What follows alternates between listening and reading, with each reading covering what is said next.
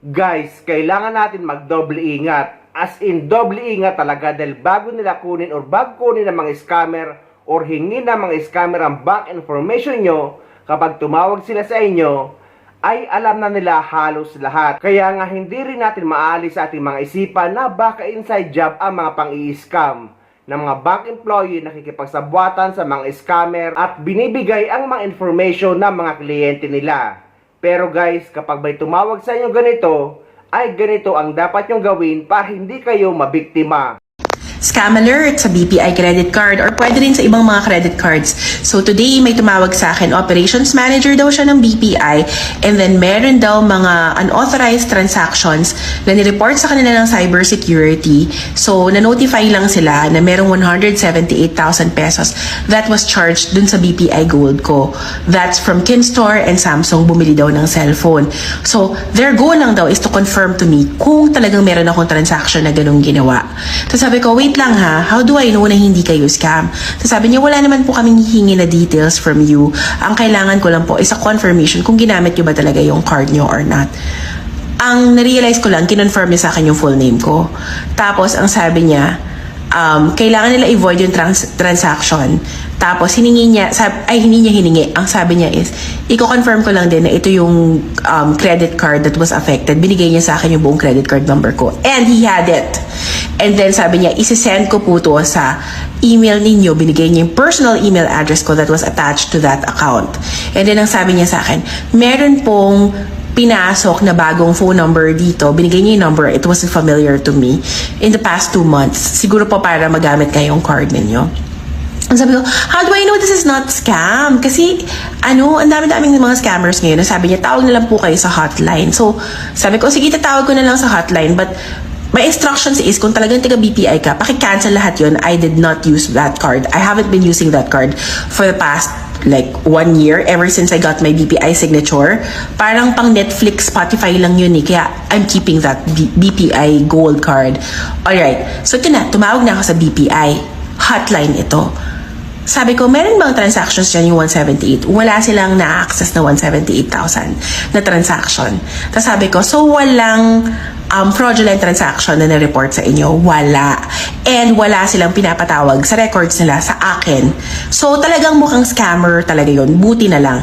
And what I did before I called BPI hotline, kasi medyo matagal tumawag sa BPI hotline, I went to my BPI account. Ang ginawa ko ay binlock ko na talaga yung card na yon. You can do a permanent block on your BPI credit card, your BPI online account, permanently block, and request for a new card. Tapos yun, tinawag ko na siya sa hotline. Sabi ko, binlock ko na. Both my cards, binlock ko na sila. And then I changed my BPI online password. So grabe, diba? Grabe yung mga scammer ngayon. Feeling ko, the guy was hoping, yung tumawag sa akin, ay parang professional talaga siya. He really sounded like he was an operations manager from BPI. He spoke in such a, parang an educated tone, parang professional and educated. Tapos, parang kinukuha niya yung loob ko, I guess, para later on tatanungin niya CVV. Pero medyo na-gets niya na, sus. I was suspicious about that call. So, yun na. So, what do you do when this happens to you? Number 1, do not give any information about yourself, about your card, about your CVV, about your email address, about your full name, your middle initial, etc. etc. Number 2, block nyo agad yung card nyo kasi malamang kung meron silang mga info about that, ay talagang na yung card ninyo nun, parang ma-access na nila yun. Number 3, call the hotline.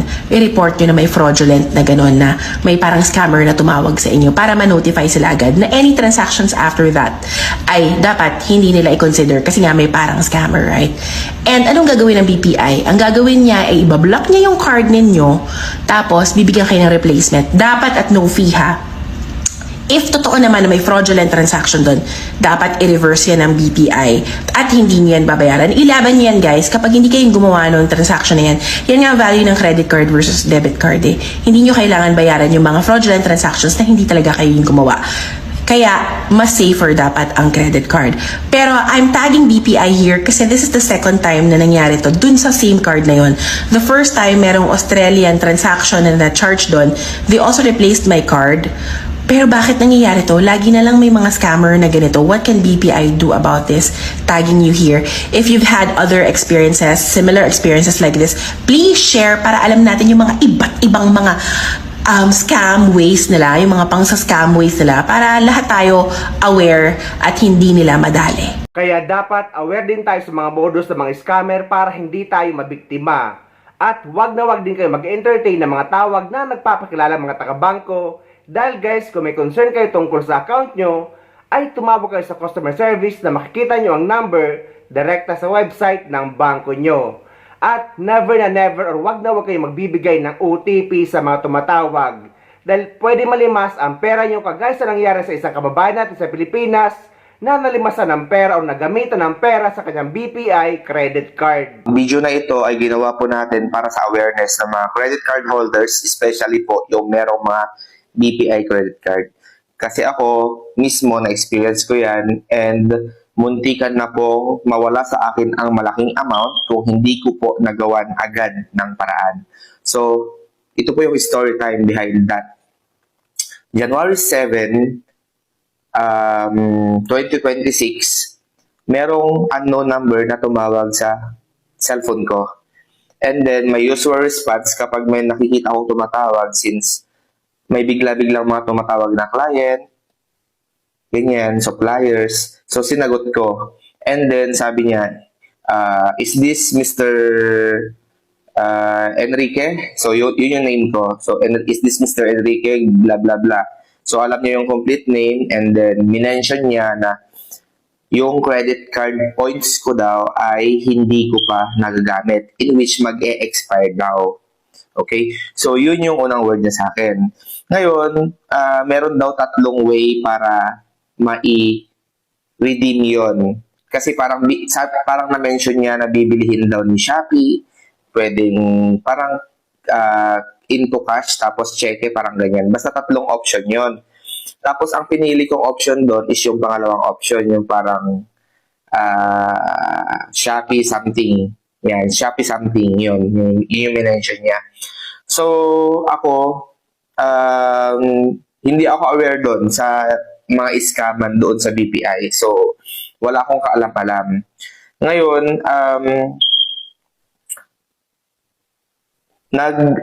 ano siya? Yan. So, by the way, yung unang tumawag sa akin doon is lalaki siya. And then, nung namili na ako ng second option, sinabi niya na ipapasa daw niya doon sa supervisor po niya para yung supervisor daw yung mag-process, okay, nung transaction namin. Okay? Tapos, ipinasa na niya na doon sa babae na supervisor and then nagkausap na kami. Sabi ko, option 2 yung pinipili ko, ganyan. So, tinanong niya ako ngayon, ilan na daw ba yung points ko doon sa BPI? So, chinek ko doon sa Vive, di-mention ko since alam nila yung address ko, na-mention nila pati address, alam nila, complete name ko, tapos yung cellphone number ko. So, kinausap na ako ng supervisor, ganyan. So, dahil option 2 yung napili ko, parang nagbigay sila ng equivalent na amount na katumbas daw nung points ko doon sa my credit card. So, blah, blah, blah, nag-usap-usap ng ganyan. Tapos, sinabi pa niya, sir, yung address mo po ba na blank, blank, blank? Dito ka pa rin ba nakatira? Kasi magpapadala kami ng payong, sabi niya, tapos magpapadala rin daw ng calendar. Taga-BPI ba talaga kayo? Kung ganun. Taga-BPI ba talaga kayo? Yes, sir, we are from BPI. Ganyan. Kung alam nyo yung mga tumatawag na loan sa BPI, di ba may mga tumatawag kapag nag-offer ng mga loans, ganon. Ganon na ganon kung paano sila makipag-usap. So, hindi mo talaga siya aakalain na scammer siya. Ngayon, nung nag-usap na kami, ganito, ganyan, ganyan, ganyan. Tapos, magsisend daw ng OTP. Tapos, yung OTP daw na yun, sasabihin ko sa kanya para ma-process daw yung usapan, yung ano namin. Para ma-process na daw yung parang katumbas na cash nung reward ko doon sa credit card. Ganyan. So, ako naman, alam mo yung parang na-hypnotize ka na lahat ng sinasabi ng scammer sinusunod mo siya. Na even if alam ko naman na personal lang dapat yung OTP na hindi natin ibinibigay sa ibang tao, unintentionally na-mention ko siya doon sa scammer. Okay. So, nagkaroon yung dalawang transaction yun. Dalawang beses kong naibigay yung OTP, which is, alam ko pagkakamali ko yon. Pero, kapag ikaw pala yung mismong nasa sitwasyon na, hindi mo mamamalayan na parang sumusunod ka na lang doon sa sinasabi ng scammer. So, malaki yung amount. 6 digits. So, hindi ko na i-mention. 6 digits yun. So, medyo confident pa ako nung una. Pero nung nakat ko na yung call, naputol na yung call Kasi sabi niya, hindi daw sila allowed na magbaba ng tawag. So, ako daw yung magpatay ng tawag. Ngayon, nung pinatay ko na yung call, saka ako nahimasmasan. So, shucks, sabi ko, totoo ba yun? Totoo ba yung mga points na scam yata ako? Saka ko lang na-realize na na-scam ako. Chinat ko agad yung kakilala ko from BPI branch dito sa amin. Sabi ko, sir, nag-i-expire ba ang credit card points? Ako, hindi. Shucks ako. Kasi ang minention nung tumawag sa akin na supervisor daw, nag-i-expire daw yung mga points and kailangan ko na daw siyang i-redeem para makuha ko pa yung cash. Yun yung sinabi, nag-i-expire daw. Tapos, dapat daw monthly na nire-redeem, which is parang medyo confusing yung monthly na i-redeem. Sabi ko, nagduda na ako doon. I opened my online banking, my BPI online banking. Only to find out na yung madness limit ng aking credit card ay nabawas na. Nabawas na yung 6-digit na amount doon sa aking online banking credit card. So, medyo yung kabog sa dibdib ko nun, hindi na maganda. Parang, shucks, scam to, scam. Ganun na yung pumasok sa isip ko. Ngayon, nung naisip ko na na-scam yun, parang gulong-gulo na ako sa maghapon ko kasi morning yun Parang 9:49 or 9:50 a.m. and then yung next na transaction yun is 10:04. So, malaki yung nabawas talaga doon sa credit card ko sa madness limit. Ang ginawa ko, nag-search ako ngayon sa TikTok.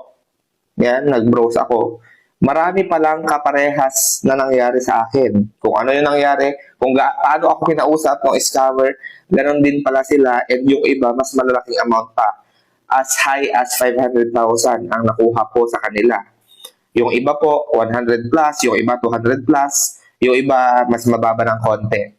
Which is, sabi ko, naghahanap ako ng comments na kahit doon man lang sa comments, makahanap ako ng hope na maibabalik yung pera na nawala sa akin.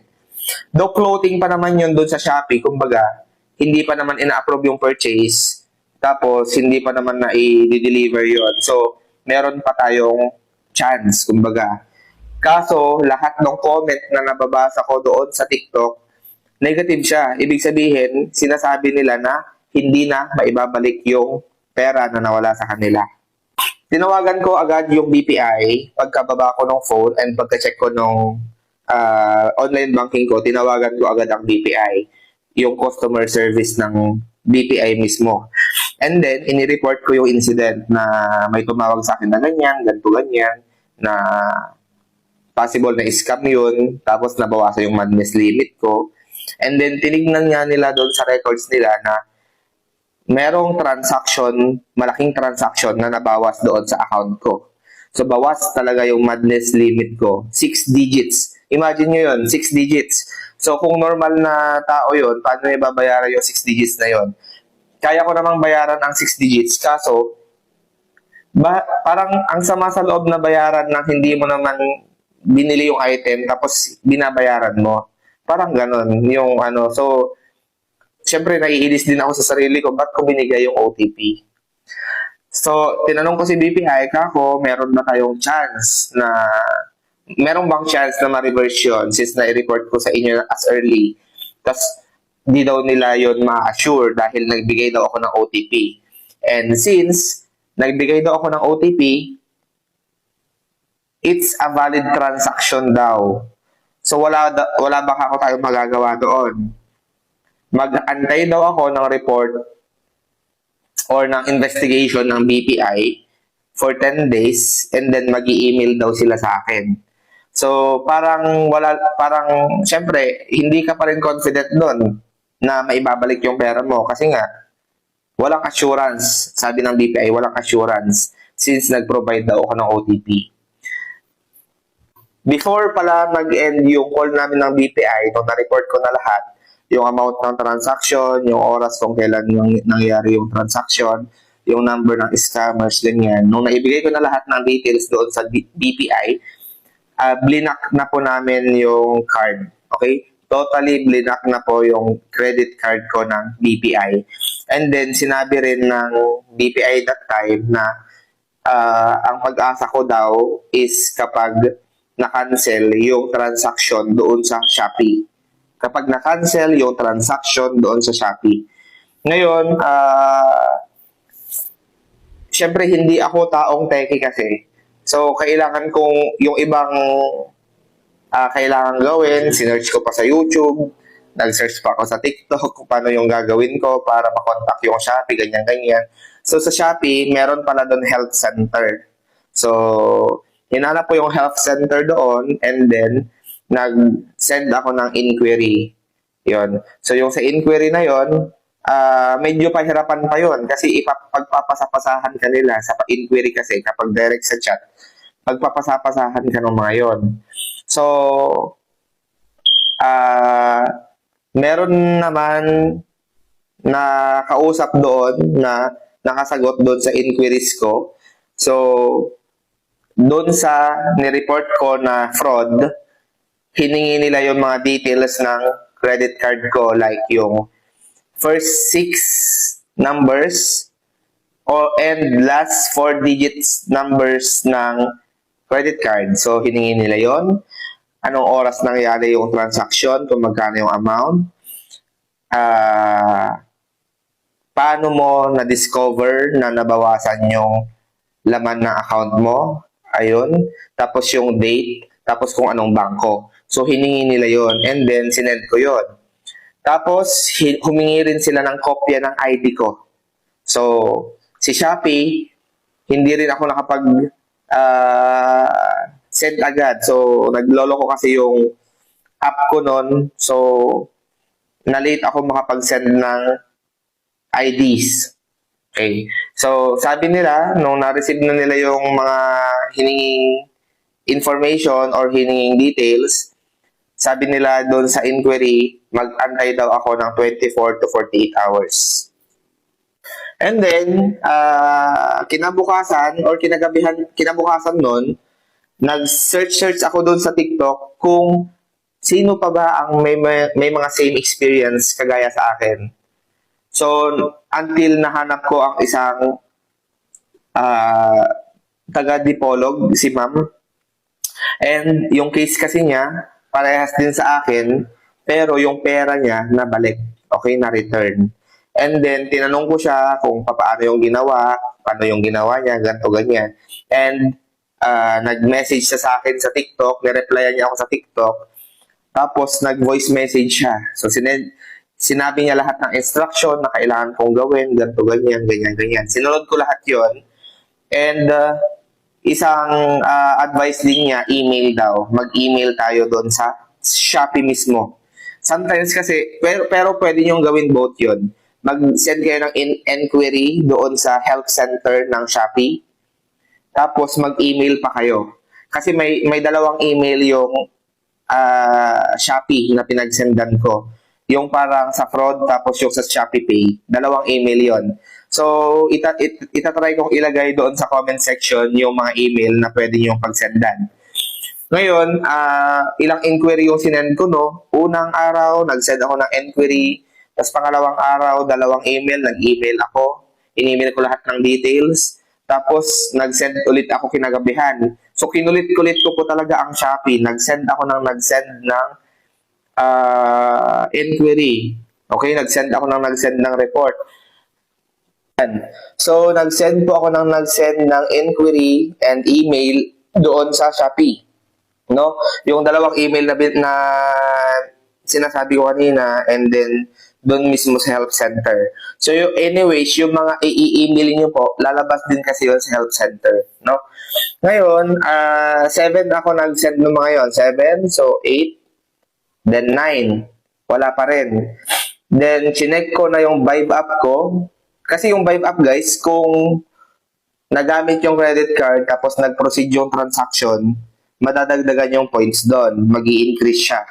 Eh yung sa Vibe app ko, nadagdagan po siya ng around 300 points. So, feeling ko less than 10k yon yung transaction na yon. Which is, sabi ko, iniisip ko ng ganon, shucks, pumasok yata yung transaction. Pumasok na yata, parang nawawalan ako ng pag-asa. Sabi ko, hindi pa rin, nawawalan ako ng pag-asa pero nag-pray pa rin ako kasi wala. Basta nananalig pa rin ako na ano yun. Okay? Nag-email po ang Shopee noong 10. So, Saturday yun. Then sabi niya na hindi daw niya mahanap yung transaction na ibinigay ko. Okay? Kasi nung unang send kasi ng email, ang una ko lang na isend, hindi ko na isend yung first 6 digits ng credit card ko. Ang na-isend ko lang yung last na 4 digits. So, inulit ko ulit. Sinend ko lahat. Basta lahat ng details clear. Yung ginawa ko, clear lahat. Minake sure ko na tama, dinouble check ko. And then, lahat ng screenshot ng transactions, pati kung anong bank yon, kung anong oras yung transaction, kung magkano yung amount, kung paano ko na-discover, tapos paano kayo nag-uusap ng scammer. Nakalagay lahat yun doon. So, sinend ko ulit. Pati yung picture ng credit card ko, sinend ko. Pwede nang isend yung picture ng credit card since naka-block na po yun. Una pa lang, nung tumawag pa lang sa BPI, pinablock na po namin. Permanently block na yun. So, nag-send ako ulit ng 10. Sinend ko ulit ng 10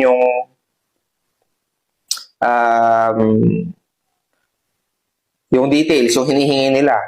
Finally, January 11, before po ako magpunta ng simbahan, nakagayak na ako, mag-church ako. Dumating ang message ng Shopee. Na-trace na daw nila yung unauthorized transaction or fraud doon sa Shopee. So, nung na-trace na po nila, kinancel na po nila yung transaction, and then, binan na nila permanently yung account na yon. And sinabihan din po nila ako na yung pera ko ay mare-reverse po doon sa madness limit ko in 5 to 45 working days. So, thanks God pa rin, even if medyo na-delay ng konti yung response ng Shopee, at least nagawan ko ng paraan. And I'm really hoping na as soon as possible po, maibalik na po sa normal yung madness limit ng aking BPI credit card. So, be careful na lang po sa merong mga credit card po dyan. Wag pong basta-basta kakausap sa phone kapag galing sa bangko. Kung meron po kayong inquiries or kung meron kayong concerns regarding sa bank, mas maigi po siguro kung pumunta po kayo direkta sa branch na malapit po sa inyo. Okay? Kasi alam naman natin na pinaghihirapan po natin ang pera. Hindi naman po yan pinupulot. No? So, lesson learned din sa akin yon na hindi basta-basta naniniwala. Kasi may mga time, uto-uto rin ako minsan, kaya ganyan. Kung may mga tanong po kayo, pwede naman kayong mag-comment na lang and then i-message. Sasagutin ko na lang po sa comments yung inyong mga questions. So, ganun lang po yung ginawa natin and na-resolve naman po yung problema. And thank you rin kay Shopee dahil parang supportive naman ang customer service po ng Shopee. Yung BPI, hindi ko alam kung may aasahan ako doon na action kasi sinabi nila na valid nga daw yung transaction since nagbigay ako ng OTP number. So, ayun lang po. Sana po nakatulong tong video na to para sa awareness po ng bawat isa na merong credit card. Ako nga, kahit nandito ako sa ibang bansa or dito sa United Arab Emirates, ay makailang ulit na ako nakatanggap ng tawag mula sa Pilipinas na nagpapakilalang taga BPI siya dahil nga BPI ang account ko, or baka nakikita nila na malaki ang pumapasok sa BPI account ko dahil nga dito pumapasok ang aking mga revenue. At sinasabi nila na kailangan ko daw mag-update ang aking account dahil kung hindi daw ay magsasara or magko-close account ito. Ngunit sinasabi ko na wag ako ang iskamin nila dahil aware ako sa mga ganyan. Sabay pinapatay na nila ang telepono. Ngunit ang nakapagtataka dito kaya marami mga kababayan natin lalo na mga OFW na nabibiktima dahil alam nila lahat ng mga impormasyon.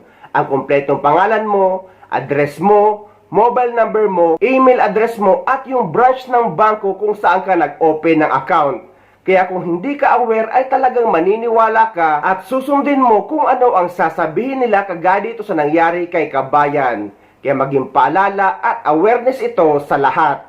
At wag na wag kayo magbibigay ng OTP kahit kanino man dahil personal nyo yan. Dahil kapag nakapagbigay kayo ng OTP sa ibang tao, ay posible at talagang malilimas ang pera nyo.